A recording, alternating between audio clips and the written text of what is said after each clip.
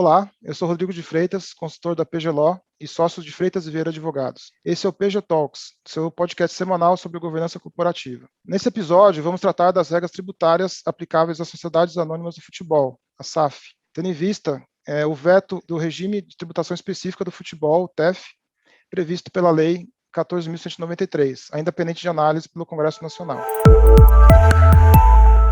Um dos maiores incentivos previstos na Lei 14.193 para a criação das sociedades anônimas do futebol foi a criação do regime de tributação específica do futebol, o TEF. De fato, no atual contexto, o que se verifica é que os clubes de futebol já têm estruturas fiscais bem mais benéficas, do ponto de vista de arrecadação tributária, pois geralmente são constituídos aí por associações civis sem fins lucrativos, fazendo jus a isenções fiscais, especialmente a imposto de renda, CCL e PIS/COFINS.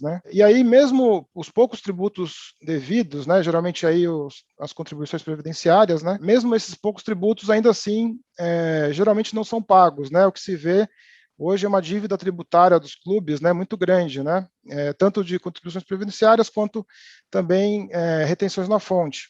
Então, de fato, o que se verifica nos clubes de futebol hoje são associações que já têm um regime de tributação muito mais benéfica, com diversas isenções fiscais, e que ainda os poucos tributos que deveriam pagar ainda não são pagos, e esses tributos hoje são grande parte aí dos passivos dessas entidades.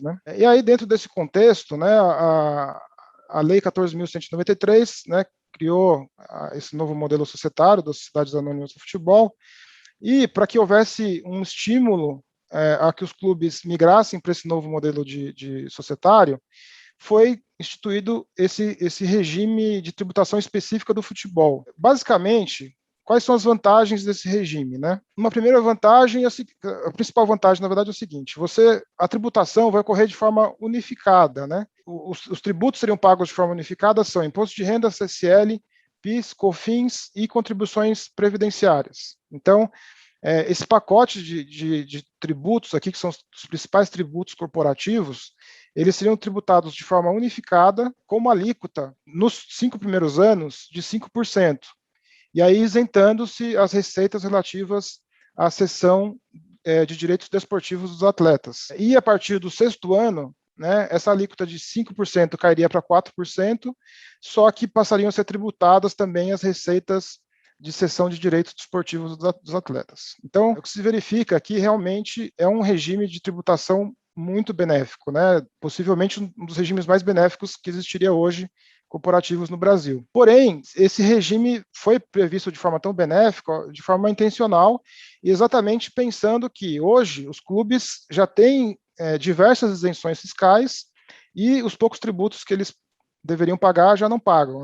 Para que houvesse uma competitividade entre esse novo modelo societário e o modelo antigo, que é o modelo que se pretende que seja mudado, deve haver uma tributação que realmente permita essa vantagem fiscal e torne esse novo modelo societário competitivo. Então, de fato, esse regime fiscal privilegiado é um importante incentivo para que esses clubes migrem para esse novo regime societário. Isto porque, como esse regime foi vetado, hoje, caso esse veto seja mantido, que ainda está pendente de análise pelo Congresso, as SAFs teriam que adotar algum dos regimes de tributação das pessoas jurídicas, especialmente lucro real, lucro presumido.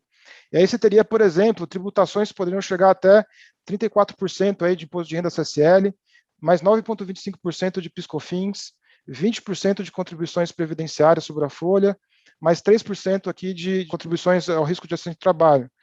Ou seja, você teria uma carga tributária extremamente onerosa, sendo que, em comparação ao modelo atual dos clubes como associações civis, ficaria totalmente desproporcional e totalmente mitigando aí dessa forma uma competitividade que realmente incentivasse os clubes a serem migrados para o novo regime. A justificativa para o veto presidencial foi uma justificativa basicamente no sentido de que esse regime tributário benéfico acarretaria numa renúncia de receita sem o cancelamento de uma equivalente despesa obrigatória, ou também não estava acompanhada de uma estimativa de impacto orçamentário financeiro, né? E, portanto, isso seria uma violação à lei de responsabilidade fiscal. Porém, essa justificativa do veto também foi uma justificativa muito genérica, né? Não trouxe nenhum dado, nenhum estudo financeiro que demonstre essa renúncia de receita, né? Sendo que, na verdade, o que existe na prática hoje não é uma renúncia de receita, tendo em vista que já os clubes hoje não pagam tributos, então, mesmo que eles passem a pagar tributos com uma alíquota menor, isso, na verdade, geraria um acréscimo de receita, não uma renúncia de receita. Então, realmente, esse veto veio de forma bem genérica. Essa tributação vantajosa acarretaria, de fato, uma perda de arrecadação somente se comparado com o regime tradicional, né, que realmente viria uma alíquota muito maior. Porém, comparado com o que é hoje, né, com a arrecadação que existe hoje, você não tem uma renúncia de receita, em tese, né? Você tem, de fato, até os clubes teriam estímulo a pagar tributos, o que não existe hoje, né? Bom, esse veto, né,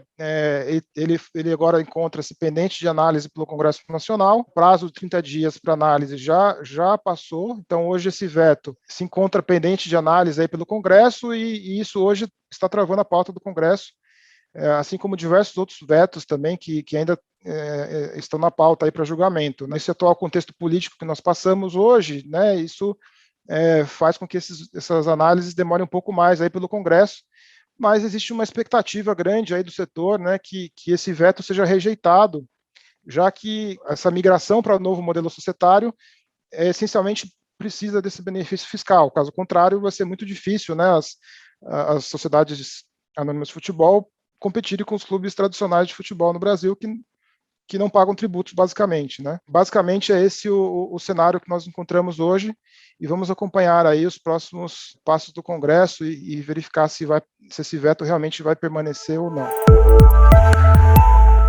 Bom, e aí, se você gostou do podcast, né, aproveite para seguir a gente também no canal do PGLO no YouTube, Facebook e LinkedIn, onde você nos encontra como PGLO. Fique à vontade para entrar em contato conosco via e-mail no info@pglo.com.br, caso tenha alguma dúvida ou pontuação sobre o tema. Então, muito obrigado e até a próxima semana.